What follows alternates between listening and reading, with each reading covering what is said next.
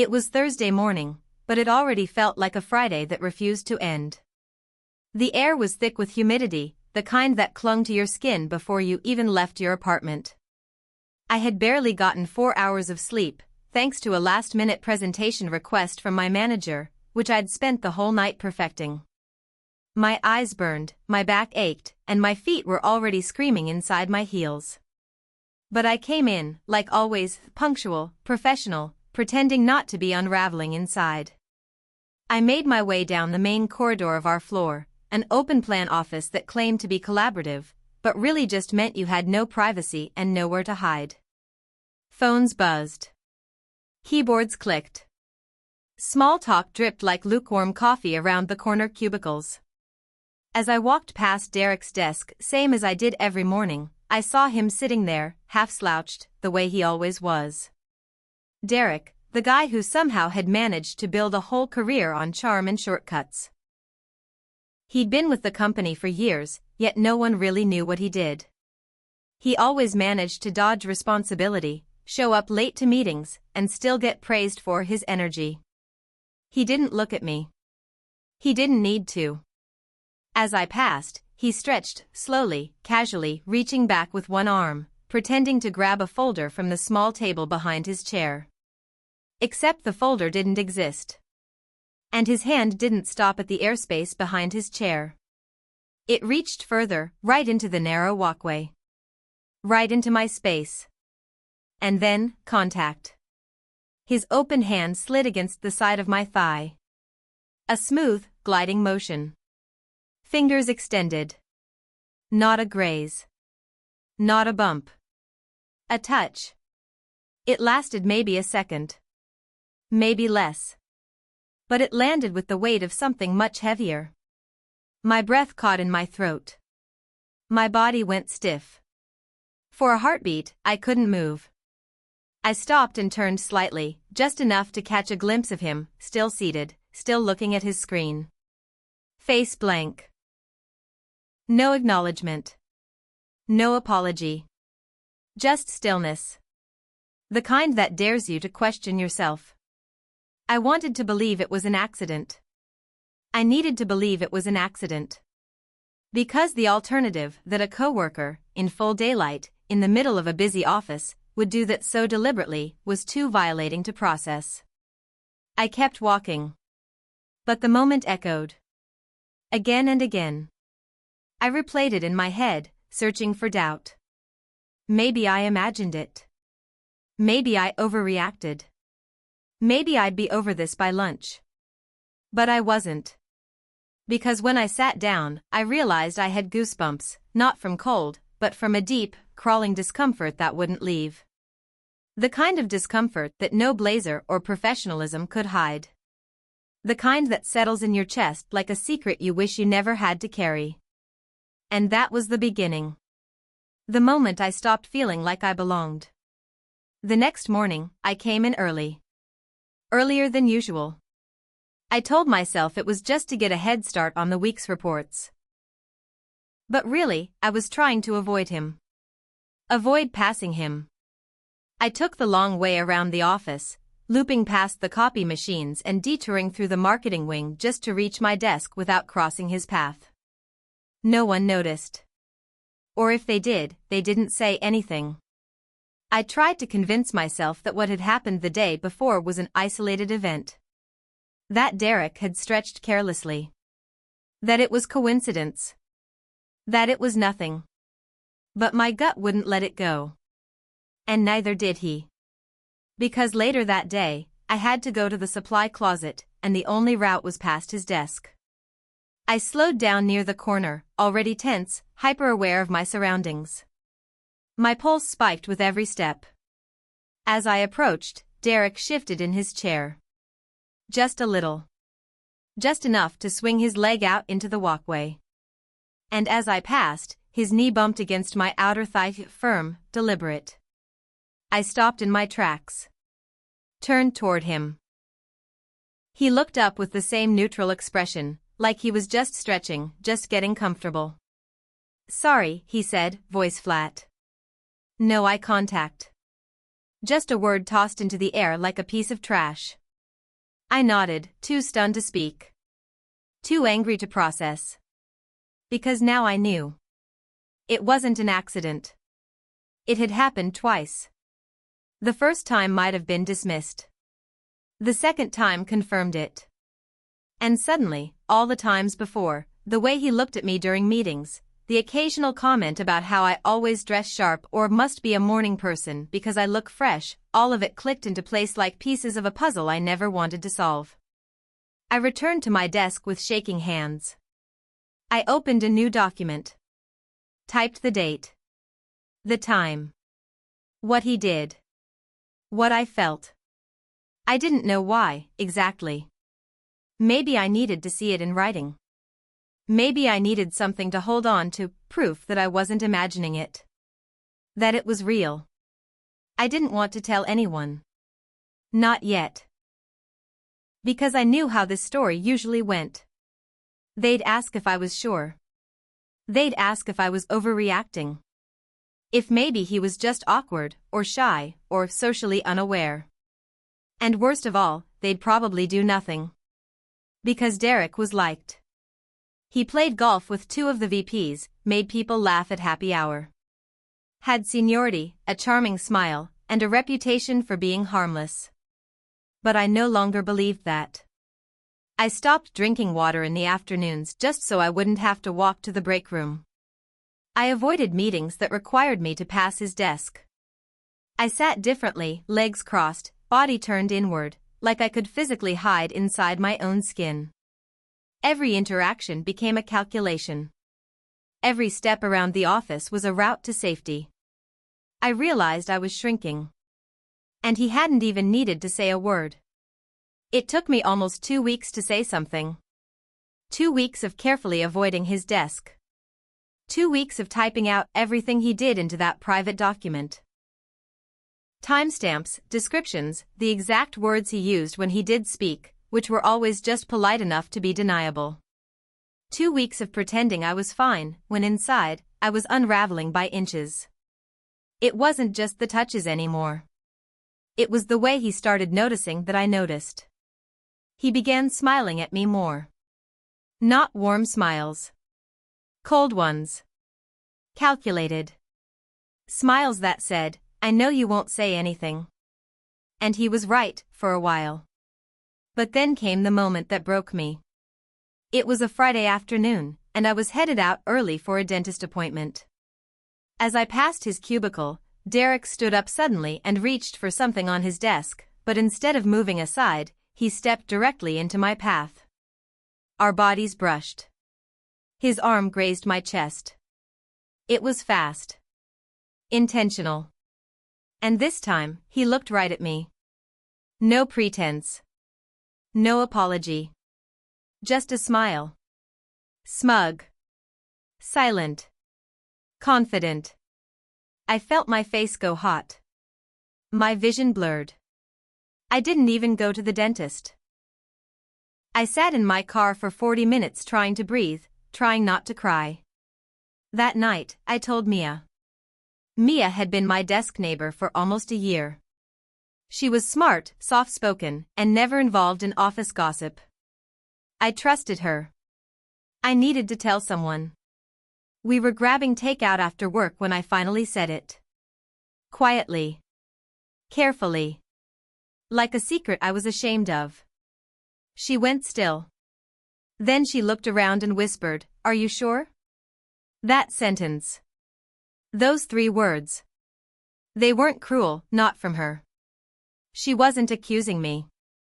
But it still cut deep. "Yeah," I said. "I'm sure." Mia pressed her lips together. "It's just. I mean, Derek's kind of awkward sometimes, right? He's weird with boundaries, but I don't think he means harm. He talks to everyone like that." I didn't respond. Because what could I say? I wasn't just hurt. I was tired. Tired of calculating every move I made. Tired of wondering if I was overthinking things while my body told me, every single day, that I wasn't. Tired of being the one who had to prove I didn't deserve to be touched without consent. I went to HR the following Monday. I printed 3 pages from my log. Black and white, bullet-pointed, dated, professional, the way they like things. The woman from HR, Linda, glanced through it and nodded politely, her face trained in that perfect, unreadable expression. "Thank you for bringing this forward," she said. "This is important." Then came the expected follow-ups. "Has anyone else witnessed this behavior? Could it be interpreted as accidental? Would you feel comfortable having a mediated conversation with him?" No. No. And absolutely not. I said I didn't feel safe. I said it felt deliberate. Linda nodded again and told me, "We'll keep an eye on the situation." I left the room feeling smaller than when I entered. I thought I would feel better after speaking up. Stronger. Relieved. But all I felt was alone. Nothing changed. No one pulled Derek aside. No one moved his desk. If anything, he started smiling wider. Because now he knew I had gone to HR. And nothing had happened. The moment I stepped out of HR, I realized something that both terrified and liberated me. No one was going to protect me. Not HR. Not my manager. Not my friend.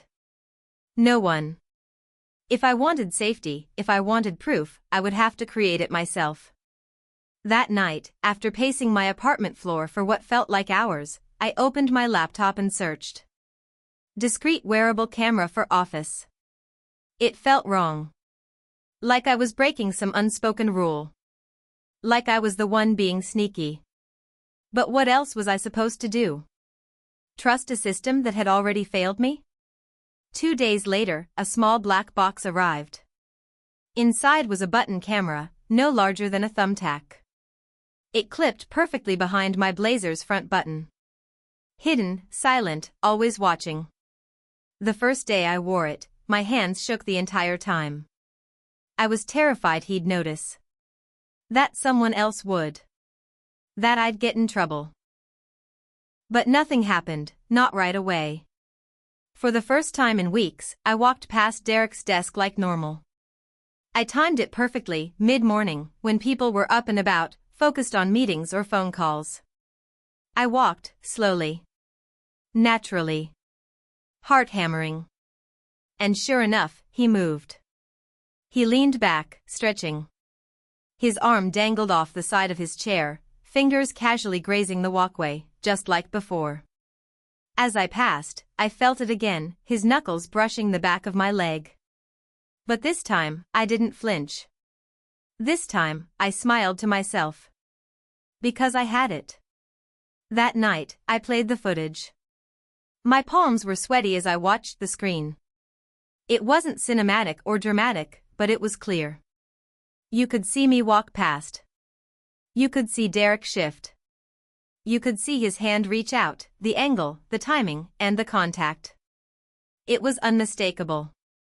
I compiled a short clip, time-stamped, labeled, "No edits." Then I pulled up my HR contact again. This time, I added a new recipient. Legal. Department at companyname.com. And CC'd the VP of Human Resources. The subject line was simple. Formal complaint, attached footage of repeated boundary violations. I hit send. Closed my laptop. And waited. They called me in the next morning. Not in a week. Not in a month. The next morning. Linda from HR wasn't alone this time. The VP of HR, a man named Grant whom I'd never spoken to before, was sitting beside her, stern-faced, arms folded. They asked if I had any other recordings. I did. I had 3 more. I gave them all. They didn't ask if I was sure this time. They didn't ask if it was cultural. They didn't suggest mediation. Instead, they thanked me for documenting everything so clearly. They told me Derek was being placed on immediate administrative leave while a full investigation took place. They said they'd review past complaints, background checks, and even camera footage from office security to cross-validate patterns. I didn't cry in the room. I didn't smile either. I just sat there, still, quiet, holding on to one simple truth. I wasn't crazy. I wasn't overreacting. I was right. That night, I slept without waking up for the first time in weeks. The next morning, when I walked into the office, Derek's chair was empty. And for the first time in a long time, I didn't take the long way around. Derek never came back to the office. A week after they placed him on administrative leave, an internal memo circulated, short, clinical, void of detail. Effective immediately, Derek Whitman is no longer employed with the company. We thank him for his contributions and wish him well in his future endeavors. That was it. No mention of the investigation. No acknowledgement of what he did. Just a quiet exit swept under the corporate rug. But word got out, not the full story, not from me, but whispers. Offices always whisper. People noticed his sudden disappearance, the fact that legal was involved, that HR looked rattled for days. Some speculated. Others shrugged. Mia came to me quietly one afternoon. She closed my door, sat down, and didn't speak for a while. Then, in a soft voice, she said, "I'm sorry for not believing you sooner." I looked at her. Really looked. She wasn't just apologizing. She was afraid too. "Did something happen to you?" I asked. She nodded. "Months ago. He made a comment about what I was wearing. Then stood too close. I told myself it was nothing. She never reported it. And now I understood why. Because we were taught to minimize it. To not be difficult. To not cause waves. Because women who speak up get labeled dramatic, emotional, unstable. But silence isn't safety. It's surrender. Over the following weeks, things began to shift, slowly, subtly. HR implemented new mandatory training on workplace boundaries. An anonymous reporting tool was launched. Leadership gave a polished but firm company-wide address on respect and accountability. It all sounded good. Like progress. But I knew the truth. None of it would have happened if I hadn't worn a hidden camera. And that truth haunted me. Because it shouldn't take proof. It shouldn't take documentation. My word should have been enough. But in the real world, especially in corporate halls where smiles cover secrets, evidence speaks louder than discomfort. One morning, a younger colleague, a fresh hire named Elena, caught up with me in the hallway. "I heard you're the reason we have that new safety protocol," she said with a small, nervous smile. I hesitated. "People say you stood up to someone." Then she added, "Thank you." Seriously. It was such a small moment. But it meant everything. Because I wasn't just surviving anymore. I was changing things, even if quietly. I still think about what happened. Sometimes I walk past Derek's old desk and feel my chest tighten. Trauma doesn't vanish when the villain leaves the building. It lingers, in shadows, in glances, in the cautious way you move through space you once felt safe in. But I also carry something else now. Pride. Not because it was easy. But because I didn't let it break me.